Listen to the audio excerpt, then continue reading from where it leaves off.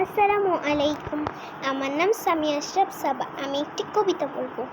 কবিতার নাম কবর। লিখেছেন আমাদের পল্লী কবি জসিমউদ্দিন। এইখানে তোর দাদির কবর, ডালিম গাছের তলে। ৩০ বছর ভিজায় রেখেছি দুই নয়নের জলে।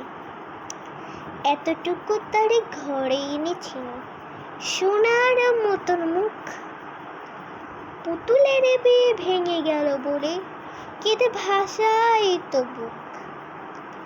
এখানে ওখানে ঘুরিয়া ফিরিতে ভেবে হইতাম সারা বাড়ি ভরে এত সোনামোর ছড়াইয়া দিল কারা। সোনালি ওষার সোনা মুক্তার আমার নয়নে ভরি। লাঙল লইয়া খেতে ছুটিতাম গায়ের পথ ধরি।